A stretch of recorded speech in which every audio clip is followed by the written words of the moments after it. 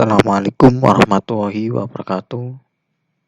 Bertemu lagi dengan saya Nurholis. Semoga selalu sehat dalam situasi pandemi seperti ini. Pada kali ini saya akan membahas teorema Pythagoras. Bunyi teorema Pythagoras disebutkan bahwa pada segitiga siku-siku berlaku kuadrat sisi terpanjang hipotenusa atau sisi miring sama dengan jumlah kuadrat sisi-sisi penyikunya. Kuadrat sisi terpanjang atau sisi miring itu sama dengan jumlah kuadrat sisi-sisi penyikunya, itu alas dan tinggi. Pada kali ini untuk penyiku di C.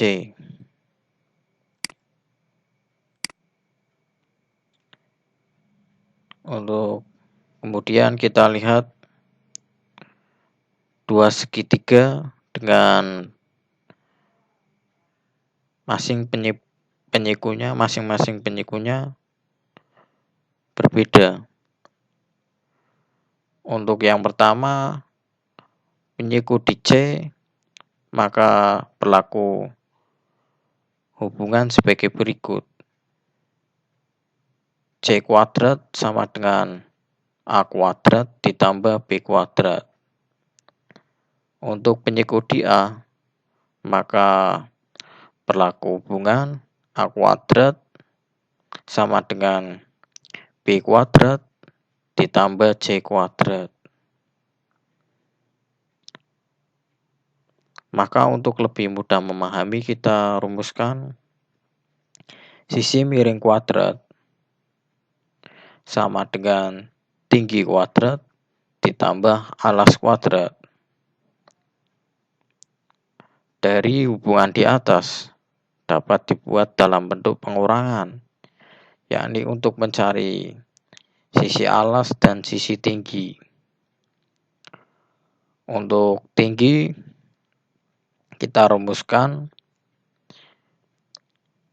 tinggi kuadrat agar lebih mudah sama dengan sisi miring kuadrat dikurangi alas kuadrat. Kemudian untuk alas agar lebih mudah, alas kuadrat sama dengan sisi miring kuadrat dikurangi tinggi kuadrat. Kemudian kita lanjut ke triple Pythagoras. Apa itu triple Pythagoras? Triple Pythagoras berasal dari kata trio, yaitu tiga bilangan bulat yang memenuhi aturan Pythagoras, yaitu A kuadrat ditambah B kuadrat sama dengan C kuadrat.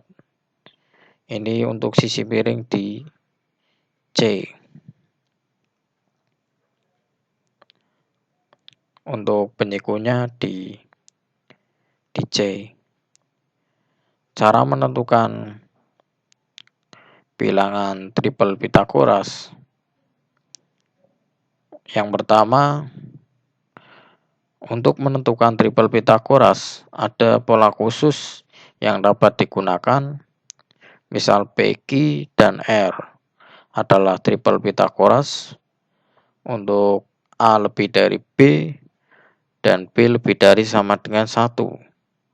Maka berlaku P sama dengan A kuadrat dikurangi B kuadrat.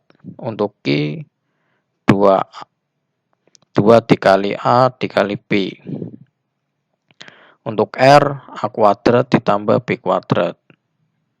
Untuk lebih jelasnya kita lihat tabel. Ini A sama dengan 2 dan B sama dengan 1. Untuk contoh awal, A kuadrat yaitu 2 kuadrat dikurangi 1 kuadrat, 4 dikurangi 1 sama dengan 3. Dan untuk P ini 2A kali B, maka 2 dikali 2 kali 1 sama dengan 4. Ini terdapat kesalahan, yaitu A kuadrat ditambah B kuadrat. A kuadrat sama dengan 2 kuadrat sama dengan 4, dan B1 kuadrat sama dengan 1. Maka 4 ditambah 1 sama dengan 5. Begitupun seterusnya. Untuk cara lainnya dapat diperoleh dari kelipatan triple Pythagoras. Dengan misalkan untuk pertama 3, 4, 5, maka kelipatannya 3 ditambahkan 3, 3, maka ini 12, 4, 16, 5, 20.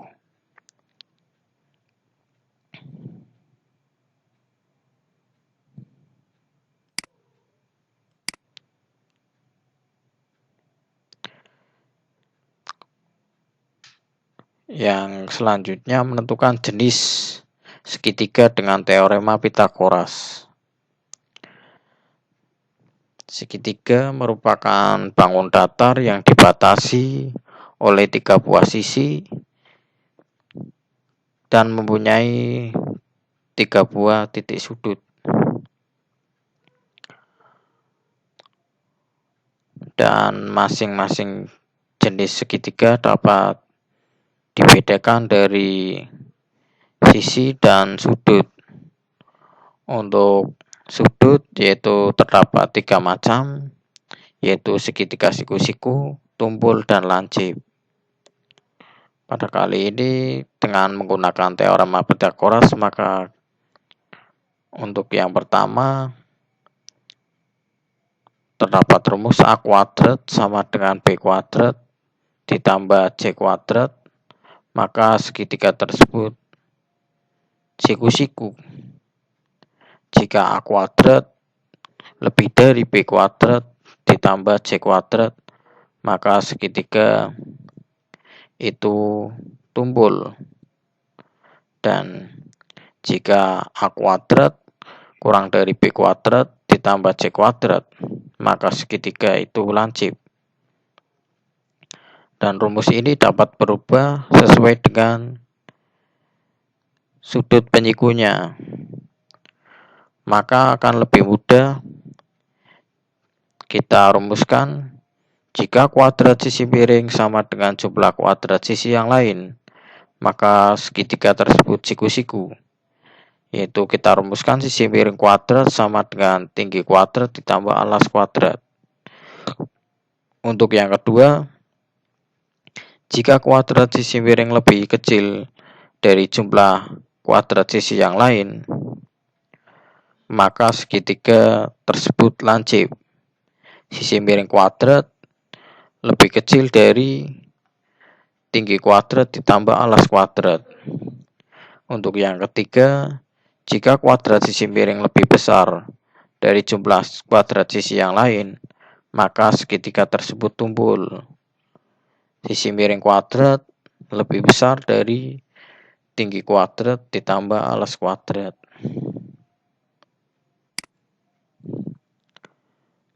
Terdapat contoh soal, tentukan jenis segitiga dengan panjang sisi sebagai berikut: 12 cm, 16 cm, dan 19 cm. Kita misalkan A panjang sisi miring, sedangkan B dan C panjang sisi yang lain. Maka kita kuadratkan terlebih dahulu sisi miring dan jumlah kuadrat sisi yang lainnya. Untuk A yaitu sisi miring, maka 19 kuadrat sama dengan 361. Ini untuk sisi miring. Kemudian jumlah sisi kuadrat yang lain kita masukkan untuk nilai B dan C. 12 kuadrat ditambah 16 kuadrat ditemukan 12 kuadrat sama dengan 144 ditambah 16 kuadrat 256. maka kita jumlahkan sama dengan 400. Karena sisi miring ini lebih kecil dari jumlah sisi yang lain, maka segitiga ini termasuk jenis segitiga lancip. Begitupun untuk soal-soal yang lain. Demikian penjelasan dari saya. Semoga bermanfaat. Wassalamualaikum warahmatullahi wabarakatuh.